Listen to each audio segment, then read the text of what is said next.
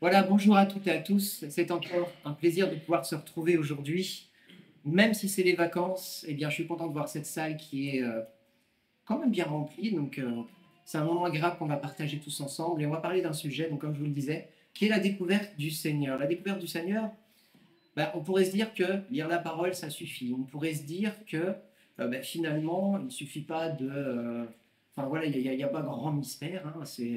On lit sa parole, on connaît le Seigneur, on essaye d'appliquer et tous nos efforts vont porter du fruit. Oui, tous nos efforts portent du fruit, mais ils ne portent pas du fruit comme on l'imaginerait. On va aller déjà commencer par lire Jérémie 29 et on va lire les versets 11 à 14. Parce qu'on sait, quand on lit la parole de Dieu, qu'il y a énormément d'objectifs qui sont donnés à un disciple. Hein. On sait qu'il y a énormément d'exigences de la part de Dieu. Il y a une exigence de sanctification, il y a une exigence de lecture de la parole, de prière, de communion fraternelle. On voit que le Seigneur quand même a beaucoup d'exigences.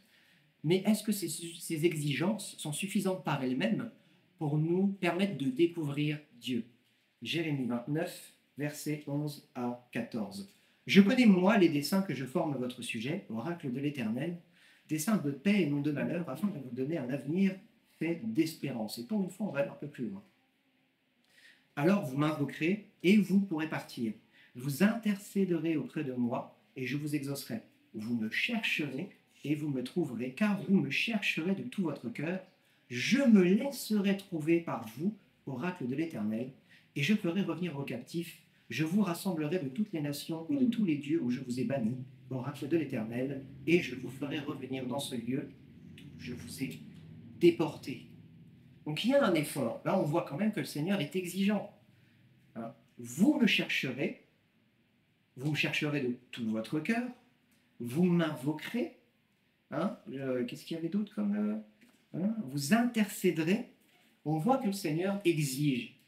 Mais ce n'est pas notre exigence qui fait les choses. Son exigence, ce n'est pas notre obéissance à son exigence qui fait les choses. C'est véritablement son intervention.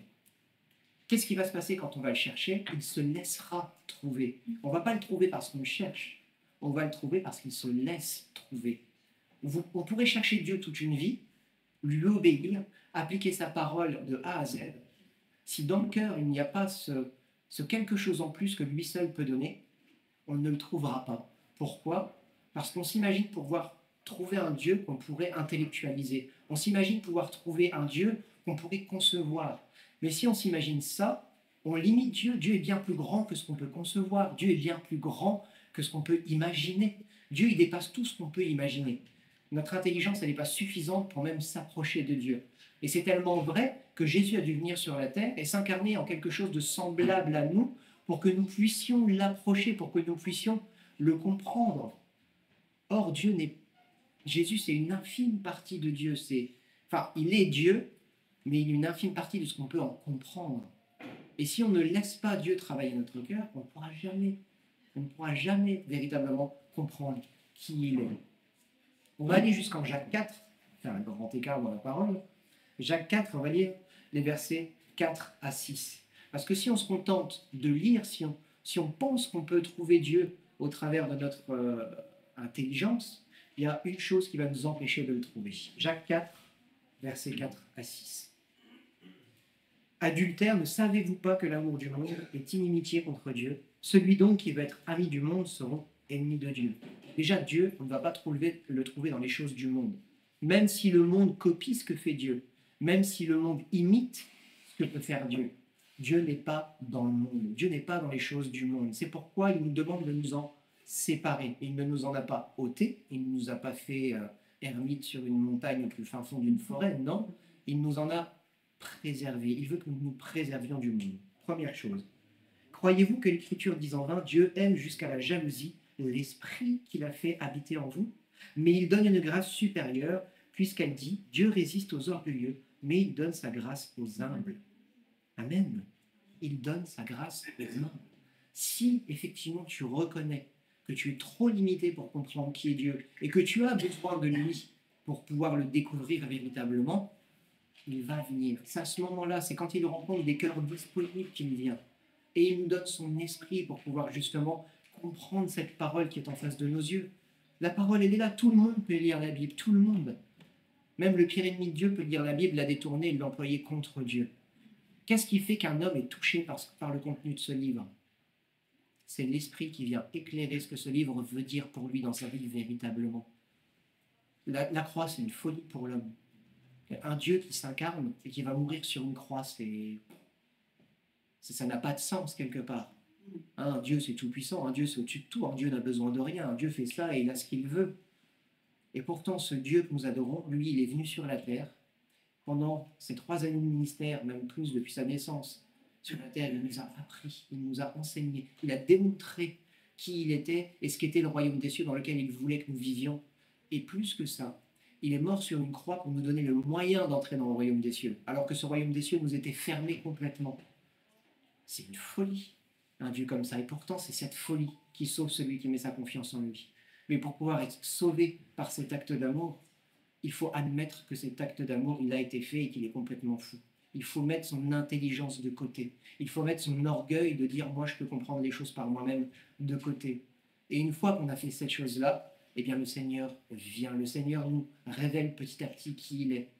On ne peut pas se passer de la révélation de Dieu pour le comprendre. Parce que sinon, ça voudrait dire que Dieu pourrait être contenu là-dedans. Mais Dieu ne peut pas être contenu là-dedans. Ce qui est contenu là-dedans, c'est des gourous, c'est des sectes, c'est des inventions, c'est des fables, c'est des choses qui soumettent les hommes. Or, Dieu nous libère. Quel autre Dieu de quelle autre religion a fait ça pour ceux qui l'aiment et qui l'adorent? Il n'y a que lui.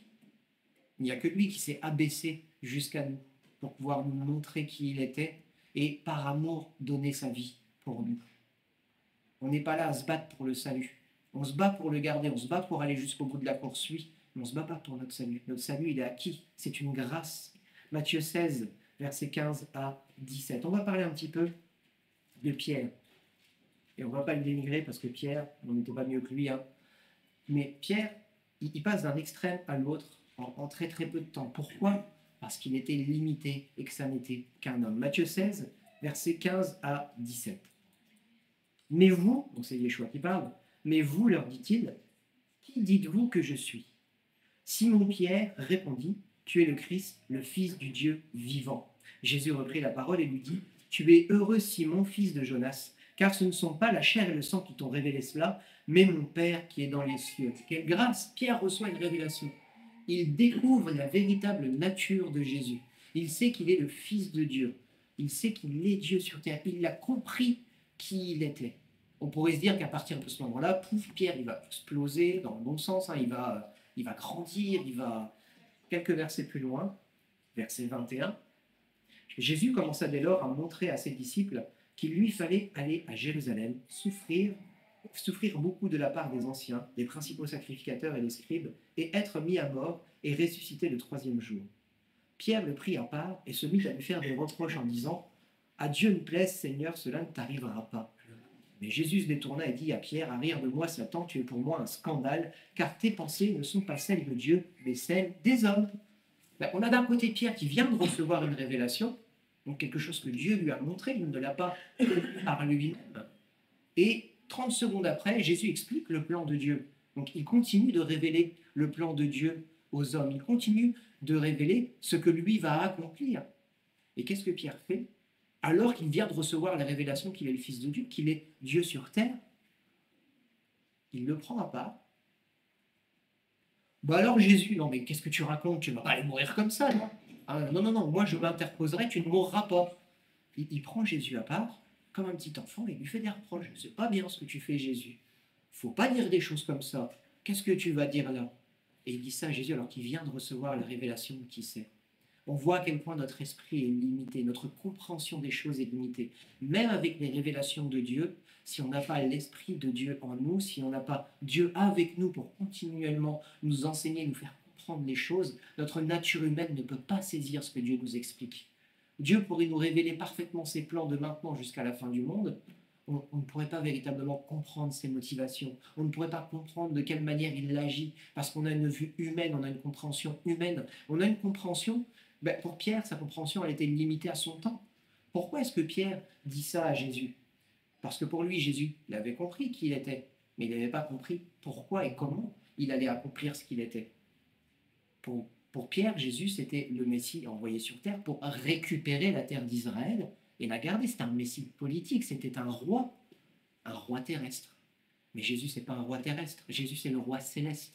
Et il n'avait pas compris, Pierre, que Jésus était venu pour nous permettre d'entrer dans son royaume, mais pas un royaume terrestre, un royaume céleste. Voilà pourquoi Pierre le prend à part et lui dit, mais tu peux pas faire ça, tu peux pas mourir. Si tu meurs, notre espérance, elle n'a plus de sens. Si tu meurs, notre espérance, elle ne s'accomplira pas.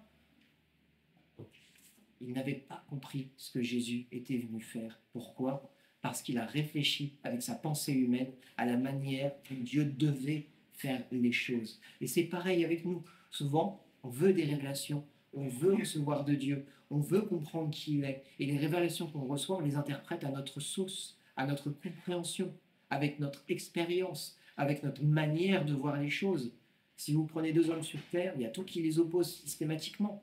Ça peut être la culture, ça peut être l'éducation, ça peut être l'intelligence, ça peut être le temps, selon le temps dans lequel on vit. Hein, selon qu'on est né 100 ans plus tôt ou 100 ans plus tard, on n'a plus du tout la même vision des choses non plus. Dieu, il est immuable. Dieu ne change pas. Ses plans sont parfaits et ils s'accompliront de la manière dont il les a décidés. Et ces plans, ils sont pareils qu'il y a qu'au début de la création. Il savait pertinemment tout ce qui allait se passer, la chute, la désobéissance d'Israël, l'état du monde actuel, il connaissait tout ça. Et Dieu a formé un plan. Et dans ce plan, il nous a inclus parce qu'il nous aime et il nous a donné Jésus pour que nous puissions être participants à ce plan. Et plus que participants, nous pouvons rentrer dans ce royaume auquel il nous a préparés, auquel il nous prépare encore aujourd'hui. Mais nous devons mettre de côté notre intelligence. Avec notre intelligence, peut-être lire cette parole, et à un moment dire à notre intelligence, ok, ça je ne le comprends pas, Seigneur, tu dois renouveler ma sagesse et mon intelligence pour que je te découvre véritablement pour qui tu es. Amen. Jean 18, versets 10 et 11. Jean 18, versets 10 et 11.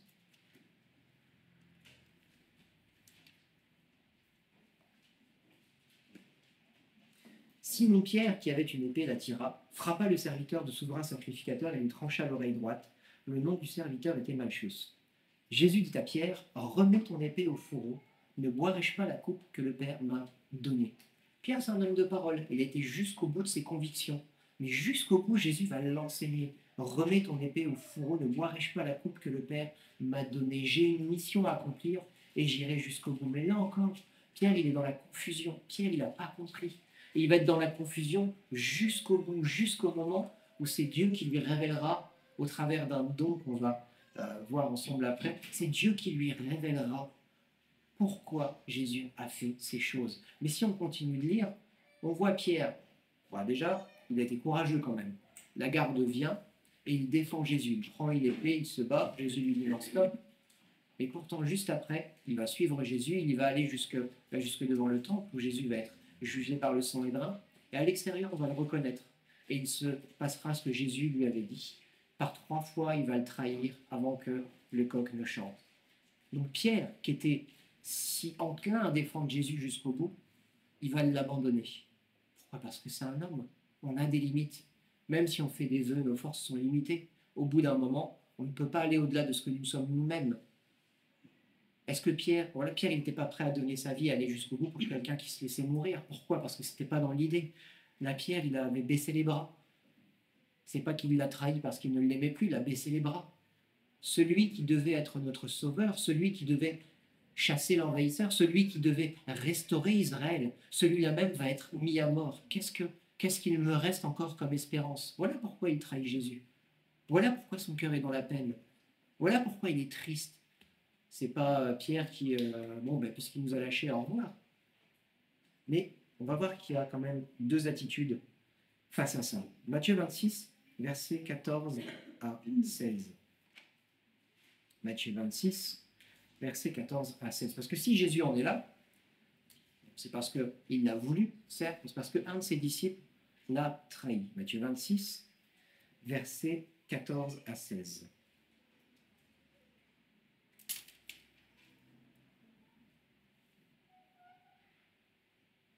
Alors l'un des 12, appelé Judas Iscariote, alla vers les principaux sacrificateurs et dit, que voulez-vous me donner et je vous le livrerai? Et ils lui payèrent 30 pièces d'argent. Depuis ce moment, il cherchait une occasion favorable pour livrer Jésus. Judas, c'est le même. Il a compris qui était Jésus. Et il a compris ce qu'il allait faire. Lui, il a compris avant Pierre ce qui allait se passer. Pour lui aussi, c'était le Messie qui venait restaurer Israël. Pour lui aussi, c'était le Messie qui venait chasser l'envahisseur et rendre la terre que Dieu avait promis à son peuple. Mais lui, il a compris, Jésus, il irait jusque la mort, il a compris qu'il n'était pas le Messie que lui s'était imaginé. Qu'est-ce qu'il fait? Il va trouver les sacrificateurs et il le livre. Par intérêt, puisque là, ce qu'il désire, c'est de l'argent, hein, que voulez-vous me donner? Mais en tout cas, il le trahit parce qu'il a compris qu'il n'était pas celui que lui-même attendait. Et à cause de son esprit trop étriqué, à cause de son intelligence trop faible par rapport à Dieu pour comprendre ce plan, il va trahir Jésus. On sait que c'est dans les plans du Seigneur.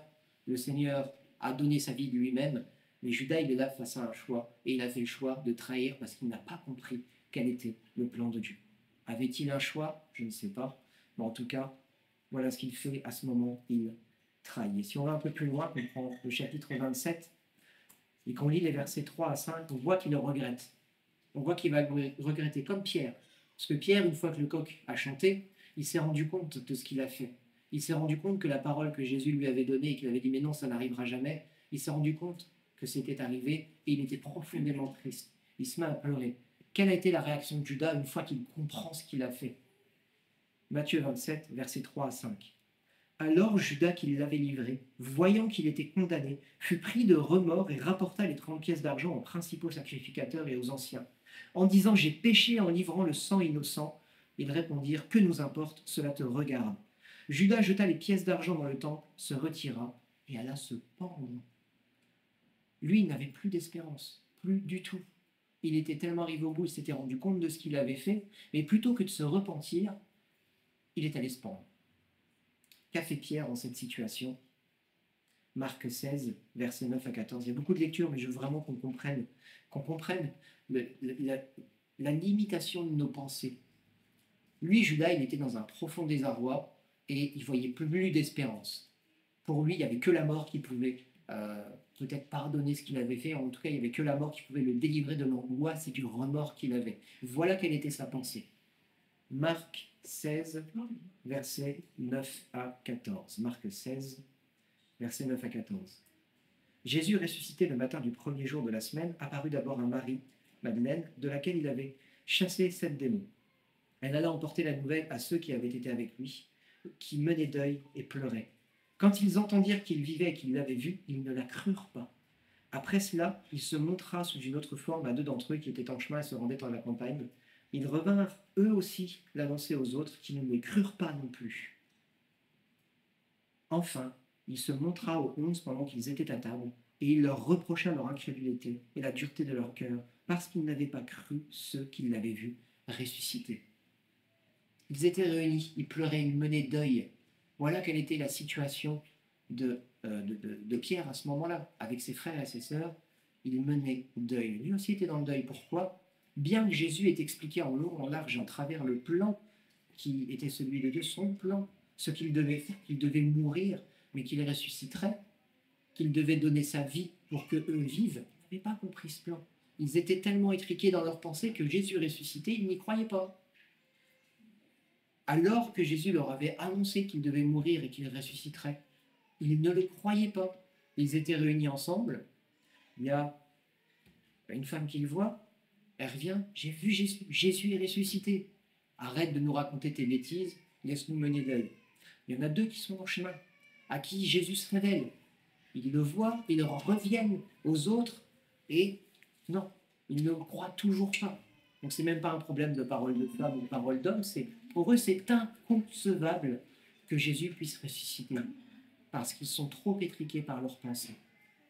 Ils avaient, pourtant Pierre, il a reçu la révélation. Les fils de Dieu, à Dieu rien d'impossible. Jésus a ressuscité des hommes et des femmes pendant son ministère. Il sait que la résurrection est quelque chose de possible. Mais pour lui, c'est inimaginable que Jésus puisse revenir. Voilà dans quel état il est. Alors lui, il n'a pas été se pendre, heureusement. Parce qu'il a quand même gardé un dépôt de ce que Jésus avait donné. Mais il n'a pas la compréhension de ce que Jésus voulait accomplir véritablement.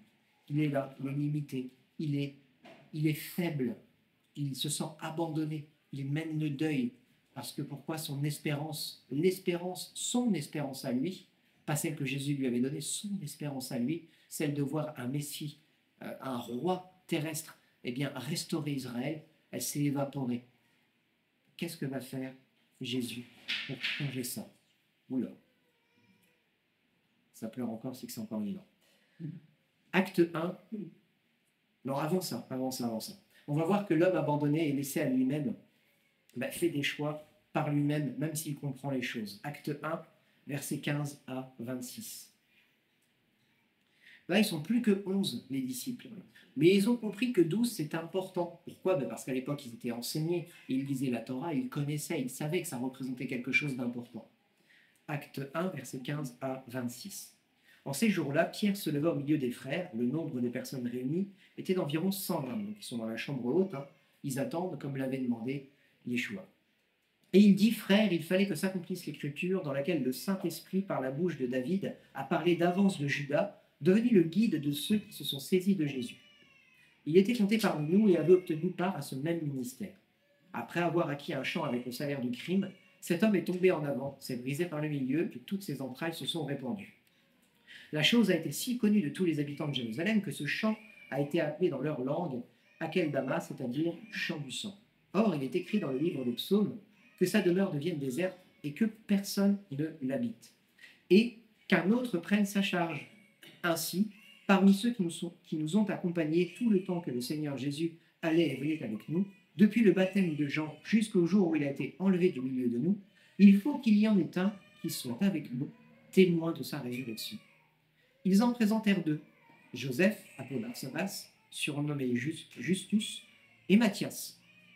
Puis ils prièrent en ces termes, « Seigneur, toi qui connais les cœurs de tous, désigne lequel de ces deux tu as choisi, afin qu'il prenne sa place dans ce ministère et cet apostolat que Judas a quitté pour aller à la place qui est la sienne. » Et là, ils ne reçoivent pas une révélation, ils ne reçoivent pas une direction, ils ne reçoivent pas une parole, ils tirèrent au sort et le sort tomba sur Matthias, qui fut associé aux 11 apôtres. Alors, une tirèrent au sort, c'est une coutume assez pratique, par Lumi Menturim, je pense qu'on peut lire déjà ça plusieurs fois dans l'Ancien Testament.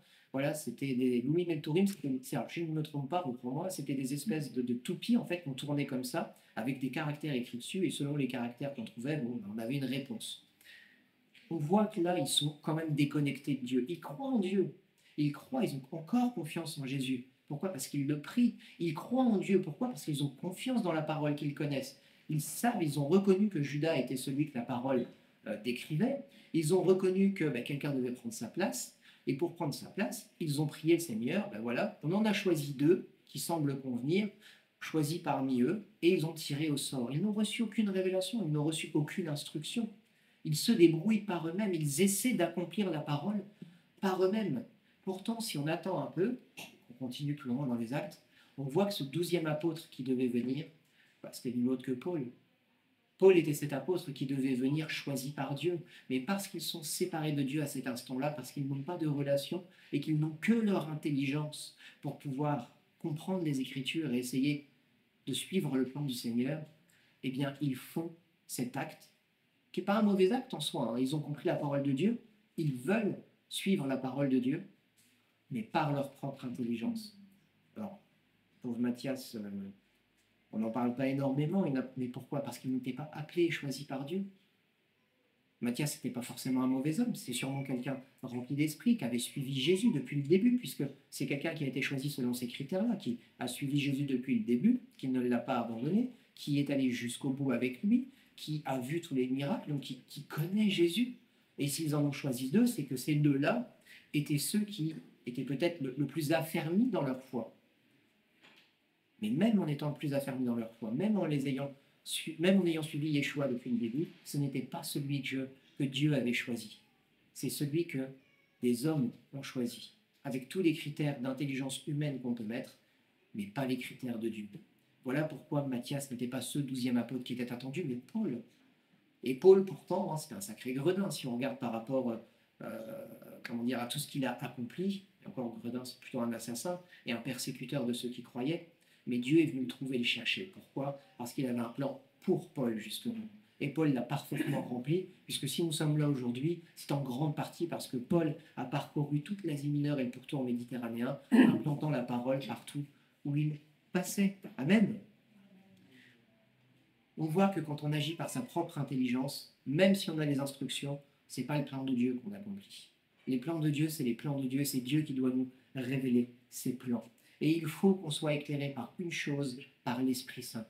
Quand il dit qu'ils étaient 120 dans cette chambre, c'est parce qu'ils attendaient selon les instructions de Jésus. Et qu'est-ce qui s'est passé quelque temps après? C'était le jour de la Pentecôte. Et ce jour de la Pentecôte, ils ont reçu ce dont ils avaient besoin, l'Esprit. Et c'est l'Esprit qui peut les accompagner. Qu'est-ce qui s'est passé même le jour de la Pentecôte? Pierre, qui était tremblant, qui avait peur, qui était enfermé dans cette maison parce que on les persécutait, on voulait les mettre à mort. Croire en Jésus, c'était dangereux à l'époque. Et pourtant, ce jour-là, il sort, ils sont tous en train de parler en langue, première prédication, première évangélisation, et là, il y a 5000 âmes qui sont sauvées. On voit la différence entre un homme seul avec son intelligence et un homme avec l'Esprit de Dieu. Amen. Et nous, on doit chercher ça. Plus que, alors je ne vais pas dire qu'il ne faut pas lire, au contraire, Dieu a des exigences, on l'a vu en tout début. Il a des exigences de sanctification, de sanctification mise à part, des exigences de lecture de parole, il y a des exigences de prière, des exigences de communion fraternelle. Toutes ces exigences-là, il faut les accomplir, il faut obéir, il faut suivre cette parole. Mais ce n'est pas parce qu'on connaît la Bible par cœur qu'on est supérieur à l'un ou à l'autre et qu'on sait ce que Dieu va faire et qu'on sait ce qu'on doit faire.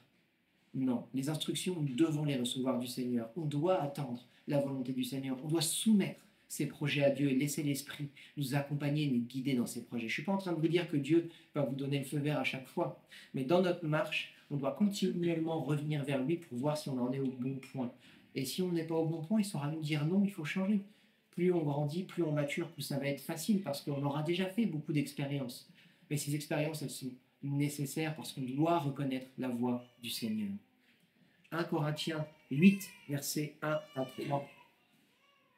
1 Corinthiens 8, versets 1 à 3. Pour ce qui concerne les viandes sacrifiées aux idoles, nous savons que tous, nous avons de la connaissance.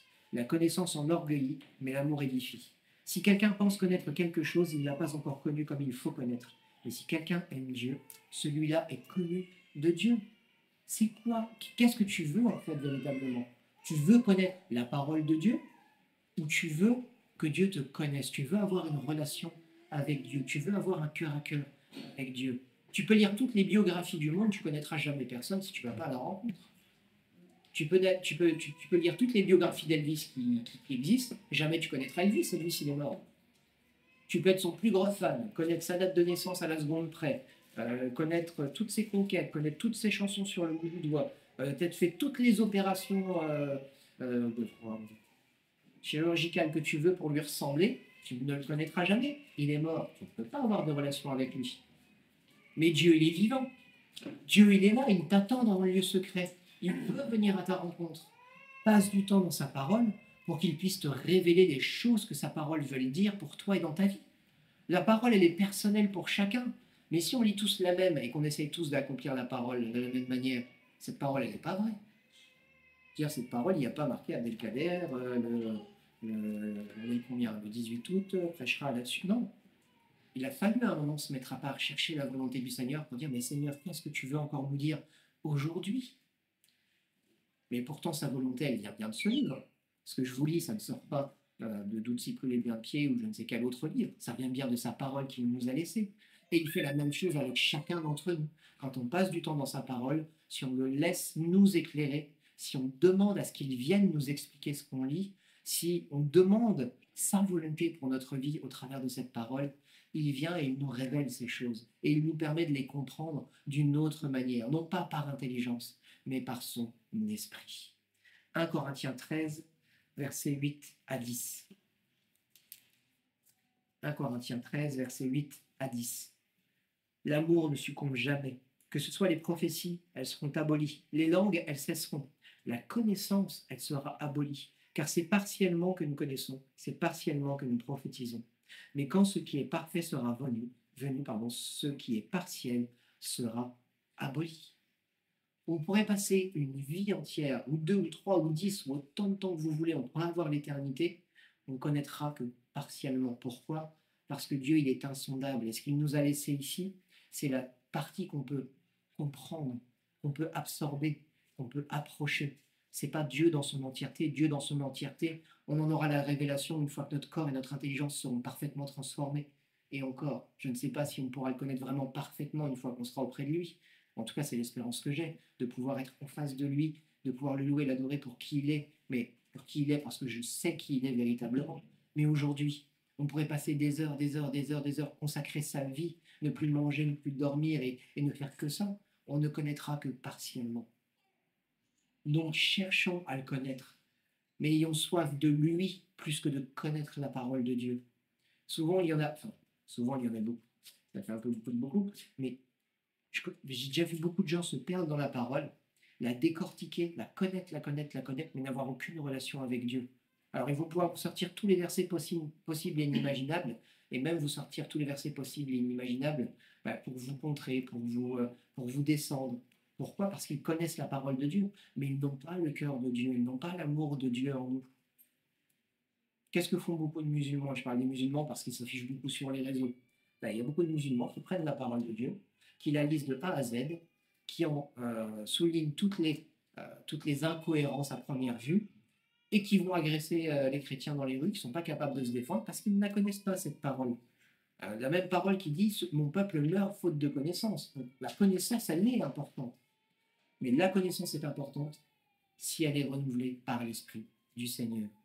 Voilà pourquoi je vous disais qu'il est important de continuer de lire sa parole. Ce n'est pas l'Esprit qui va non.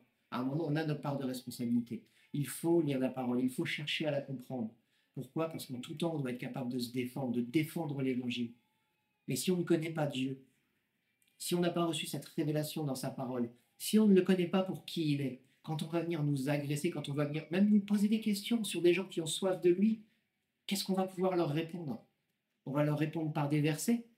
La personne qui ne la connaît pas, on va répondre par des versets. Oui, mais ça veut dire quoi? Tu vas te trouver bien quoi si tu ne sais pas quoi lui répondre, justement? Voilà. Ça veut dire ce que ça veut dire. Car Dieu a tant aimé le monde qu'il a donné son Fils unique. Ah ben son Fils unique, mais Jésus c'est le Fils, mais je pensais que c'était Dieu. Ah, bon. Mais il l'a donné, comment ça il l'a donné? C'est Judas qui l'a trahi pourtant. C'est Pilate qui l'a amené à la croix. Et pourquoi il s'est laissé faire? Si tu n'as pas une relation avec Dieu, si tu n'as pas cherché l'explication de ces choses, si tu t'es contenté de lire le mode d'emploi et de l'appliquer bêtement, tu passes à côté de celui qui t'a envoyé cette lettre. Tu passes à côté de celui qui veut remplir ton cœur. Prends du temps dans la parole pour découvrir Dieu, pas simplement pour la connaître intellectuellement, véritablement pour le découvrir. Amen. 1 Corinthiens 12, versets 28 à 30. 1 Corinthiens 12, versets 28 à 30. Et Dieu a établi dans l'Église premièrement des apôtres, deuxièmement des prophètes, troisièmement des docteurs. Ensuite, il y a le don des miracles, puis les dons de guérir, de secourir, de gouverner, de parler diverses sortes de langues. Tous sont-ils apôtres? Tous sont-ils prophètes? Tous sont-ils docteurs? Tous font-ils des miracles? Tous ont-ils des dons de guérison? Tous parlent-ils en langue? Tous interprètent-ils? Aspirez aux dons les meilleurs, et je vais encore vous montrer une voie par excellence. Mais si tu n'as pas de relation avec Dieu, qu'est-ce que tu vas faire? Tu vas tout essayer jusqu'au moment où tu vas trouver quelque chose qui marche. Ben non, Dieu ne sera pas avec toi. Il faut avoir une relation avec Dieu. Il faut connaître ton Dieu. Il faut savoir ce qu'il attend de toi. Et encore une fois, je vous l'ai dit, il n'y a pas écrit votre nom, votre prénom, et ce que vous allez faire tel jour, tel jour, tel jour. Ça se passe dans un cœur à cœur avec Dieu. Plus vous allez grandir, plus vous allez vous nourrir de cette parole, plus vous allez expérimenter avec le Seigneur, plus vous allez comprendre ce à quoi vous appelle, à quoi il vous appelle, parce que c'est comme avec un enfant. Un enfant ne devient pas ingénieur du jour au lendemain. Si sa destinée, c'est d'être ingénieur, il va falloir qu'il grandisse déjà, qu'il apprenne à marcher, qu'il apprenne à parler, qu'il passe par la maternelle, qu'il découvre ce qu'est ce métier, justement. Il va commencer par ses primaires, effectivement, ensuite il va faire le secondaire, puis il va faire les études supérieures, et puis. Mais au fur et à mesure, il va apprendre des choses, ça va lui prendre du temps. En France, un ingénieur, c'est le niveau de Bac+5, donc dans le meilleur des cas, c'est 23 ans. Dans le meilleur des cas. Et souvent, après, ils font des spécialisations et ils continuent et il faut qu'ils fassent des stages avant d'être un ingénieur reconnu. Parce qu'il faut qu'il pratique. 25 ans. Donc, on se doute bien que nous, ça ne va pas faire. C'est pas je me convertis et demain je suis apôtre. Je me convertis, demain je suis prophète. Je me convertis, demain je suis enseignant. Je me convertis, demain je vais aller faire des miracles à tour de bras. Non. C'est je me convertis, je découvre le Seigneur, et parce que je m'approche de Dieu, il se passera ce qu'il se passera. Notre responsabilité, c'est de nous approcher de Dieu. Notre responsabilité, c'est pas de faire des miracles. On a une mission, c'est de faire de toutes les nations des disciples. Mais des disciples de qui? Si on va vers eux, on ne connaît pas Dieu. Si on va vers eux, on n'est pas affermi. On en parle encore ce mercredi. Si on ne s'est pas préparé nous-mêmes, si on ne s'est pas mis à part, si on n'a pas pris soin d'enfiler cette armure dont on parle Éphésiens, si on n'a pas pris soin de chercher Dieu pour qui il est et de le laisser transformer notre cœur pour que notre cœur soit à sa ressemblance, on va faire des disciples de qui? On va faire des disciples de la parole, on va faire des légalistes, on va faire des religieux. Dieu déteste les religieux. Est-ce que Jésus n'aimait pas les pharisiens? Bien sûr que non. Mais il n'aimait pas ce qu'ils étaient devenus, ce qu'ils avaient fait de la parole et ce qu'ils imposaient aux autres. Il n'aimait pas leur religiosité. Il les a traités de tombeaux blanchis remplis d'ossements. Pourquoi? Parce qu'ils faisaient les œuvres que demandait la parole, mais ils n'en avaient pas compris la destinée. Ils n'en avaient pas compris le but. La parole les avait asservis alors que la parole devait les libérer. Dieu nous a envoyé son Fils pour que nous puissions être libérés du péché, pas pour qu'on se remette sous une nouvelle coupe. Amen. Il faut découvrir Dieu pour qui il est. Romains 12, versets 2 et 3. Il y a un piège qu'on doit éviter. Romains 12, versets 2 et 3. Ne vous conformez pas au monde présent, mais soyez transformés par le renouvellement de l'intelligence, afin que vous discerniez quelle est la volonté de Dieu, ce qui est bon, agréable et parfait. Par la grâce qui m'a été donnée, je dis à chacun d'entre vous de ne pas avoir de prétentions excessives et déraisonnables, mais d'être assez raisonnable pour avoir de la modération, chacun selon la mesure de foi que Dieu lui a départie. À toi de savoir où tu en es avec le Seigneur. Tu as de la foi? Alléluia. Tu as la foi que tu vas pouvoir traverser la route sans regarder à gauche et à droite? Je te dis que tu es un idiot. Pourquoi? Parce qu'on regarde à gauche et à droite pour voir s'il n'y a pas une voiture qui arrive. C'est du bon sens. Mais avec le Seigneur, il faut avoir ce même bon sens. Ta foi te dit que tu peux déplacer les montagnes, tu vas te mettre à genoux tous les soirs pour demander au Seigneur de mettre l'Everest je sais pas trop où. C'est un peu idiot quand même. Pourtant, c'est ce qui est marqué, avoir une foi qui peut déplacer les montagnes. Il faut qu'on apprenne la volonté de Dieu et comment Dieu veut que nous appliquions sa parole. Pourquoi? Parce que si on devient des religieux, la parole, elle perd sa puissance. Si on a une trop haute estime de soi, la parole, elle perd sa puissance. Parce qu'on oublie que notre puissance, elle ne vient pas de nous. Notre puissance, elle vient de Dieu. Et ce n'est pas parce que la parole de Dieu, elle dit quelque chose qu'on se l'approprie et qu'en le répétant, ça va arriver. Est-ce que c'est la volonté de Dieu que ça arrive? Si c'est la volonté de Dieu que ça arrive, ça arrivera. Tu pourras prier, tu pourras y aller, tu pourras peut-être imposer les mains sur quelqu'un qui est mort et il ressuscitera. Si c'est la volonté de Dieu, ça arrivera. Si ce n'est pas la volonté de Dieu et que tu t'es arrogé le droit de guérir et que tu as décrété qu'aujourd'hui il allait se passer quelque chose, ça ne passera rien. C'est pas ta puissance, c'est la puissance du Seigneur. On oublie un petit peu les manières de penser du monde, hein. L'immédiateté, c'est par nos efforts, c'est voilà. Non, c'est le Seigneur qui a compris les choses. Il faut qu'on sorte de la mentalité du monde et qu'on s'apprenne de la mentalité du royaume des cieux pour comprendre ce que Dieu attend de nous et comment il veut que nous agissions pour lui. Tous sont-ils prophètes? Tous sont-ils apôtres? Tous sont-ils docteurs? Tous sont-ils des miracles? Non. Ça, c'est donné à quelques-uns. C'est donné à certains. Est-ce qu'on doit en être jaloux? Non. Pourquoi? Parce que Dieu nous a préparé des plans de paix et non de malheur. On l'a lu en tout début. Il nous a préparé des plans de paix, mais on doit les chercher. On doit l'invoquer. On doit le chercher de tout notre cœur pour pouvoir découvrir là où il est. Si tu viens au culte ce matin, l'adresse c'est ici, c'est au 28 rue de Valence. Si tu vas, je ne sais pas pour quelle adresse, là-bas au Costa ou je ne sais où, tu ne seras pas au bon endroit, tu ne trouveras pas le culte. C'est la même chose avec le Seigneur. Si on n'est pas là où le Seigneur veut que nous soyons, on ne rencontrera pas le Seigneur. Et si on veut être là où le Seigneur est, il y a plein d'endroits dans la parole de Dieu qui nous permettent de le rencontrer assez facilement. Dans le secret de notre chambre, dans l'assemblée. C'est déjà des endroits assez faciles pour le rencontrer. Et plus on va grandir, plus Dieu va travailler notre cœur, plus notre cœur va grandir en maturité, en connaissance, en intimité avec Dieu, eh bien, plus ces lieux où nous pourrons aller à la rencontre de Dieu s'élargiront. Pourquoi? Parce qu'on n'aura plus besoin de conditions. Quand on est petit, on ne peut pas se nourrir tout seul. On ne peut pas se s'habiller tout seul. On ne peut pas se changer tout seul. Un bébé, si on ne fait pas les choses pour lui avec lui, il y a des conditions pour le bébé. Le bébé, il doit être avec maman pour être nourri. Le bébé, il doit avoir des parents pour être changé. Mais plus le bébé il grandit, plus il va devenir autonome. Au bout d'un moment, je ne vais pas dire qu'il se fera manger tout seul, mais il pourra manger tout seul. Il va pouvoir commencer à s'habiller tout seul. Il va pouvoir commencer à marcher tout seul. Puis en grandissant encore plus, là, il va pouvoir commencer à se faire à manger tout seul. Il va devenir de plus en plus autonome. Il n'aura plus ses conditions de vie, ses conditions d'autonomie vont s'élargir. Et pareil avec nos conditions, je ne vais pas dire d'autonomie dans le Seigneur, mais les conditions qui doivent être réunies pour qu'on puisse venir à la rencontre du Seigneur, elles vont s'élargir. On n'aura plus besoin d'un lieu précis, on n'aura plus besoin d'un temps précis, on n'aura plus besoin de conditions précises. On pourra s'approcher de lui parce qu'on le connaît et que nous sommes connus de lui. Amen. Il ne faut vraiment pas oublier ça.